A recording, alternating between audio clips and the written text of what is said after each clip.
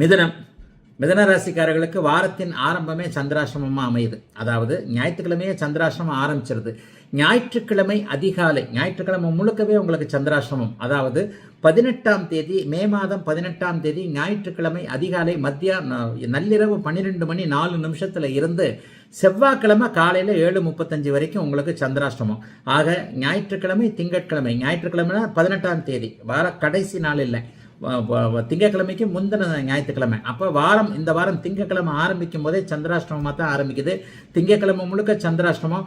ஆனாலும் ராசியில் சுப கிரகமான குரு உட்காந்துட்டதுனால பெரிய சோகங்கள் எதுவும் இருக்காது. மிதனராசிக்கு நல்ல காலம் ஆரம்பித்து விட்டது.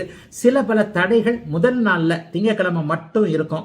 ஞாயிற்றுக்கிழமையும் எந்த வேலையும் செய்ய முடியாது, திங்கக்கிழமை எந்த வேலையும் செய்ய முடியாது. அதற்கடுத்து செவ்வாய்க்கிழமையில சந்திராஷ்டமம் காலையில் 7:35 வெளியே போயிடுது.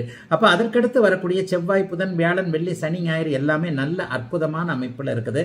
10ஆம் இடத்தோடு, அதாவது ஒரு நிலையில பார்த்தீங்கன்னா 10ஆம் இடத்தோடு சந்திரன், சுக்கிரன், சனி போன்றவைகள் சேர்ந்து இருப்பது பேசி பிழைக்கக்கூடிய தொழில் அமைப்புகளில் இருக்கக்கூடியவர்கள், அதாவது வாத்தியார் வேலை, புனிதமான ஆசிரிய பணி, அடுத்தவர்களை காப்பாற்றக்கூடிய உயரிய தொழிலான வழக்கறிஞர் துறை, ஜுடிஷியல் என்று சொல்லப்படக்கூடிய நீதித்துறை, வங்கித்துறை போன்ற அமைப்புகளில் இருக்கக்கூடிய மிதனராசிக்காரர்களுக்கு நல்லவைகள் நடக்கக்கூடிய அமைப்புகள் வெகு தெளிவாகவே இப்போது இருக்கின்றன. பெரிய அமைப்புகள்லாம் எதிர்க்காது. இந்த சந்திராசிரமம் வாரத்தோட முதல் நாள் திங்கட்கிழமை மட்டும்தான் இருக்கு. அதை மட்டும் கொஞ்சம் சமாளிச்சுட்டு அந்த ஒரு நாளில் மட்டும் கொஞ்சம் மனசு கொஞ்சம் குழப்பமாக இருக்கும். அன்னைக்கு மட்டும் வாழ்க்கையை பாதிக்கின்ற எந்த முடிவையும் எடுக்க வேண்டாம். வேலைகளை எதுக்கும் ஒரு இன்டர்வியூக்கு போறதுன்னா சில விஷயங்களை செஞ்சு தான் ஆகணும். ஆனாலும் ஒரு நிலையில ஒரு மாதிரியான வாரத்தின் முதல் நாள் மட்டும் சந்திராஷ்டமம் என்பதால் இந்த வாரத்தின் பிற்பகுதி நாட்கள் எல்லாவற்றிலுமே நீங்கள் நினைத்தாற் போலவே மிதுன ராசிக்காரர்களுக்கு சகலமும் நல்ல விதமாக கை கொடுக்கக்கூடிய அமைப்பு, முயற்சிகள் பலிக்கக்கூடிய நல்ல யோகமான வாரமாக அமைஞ்சிருக்குதுங்க.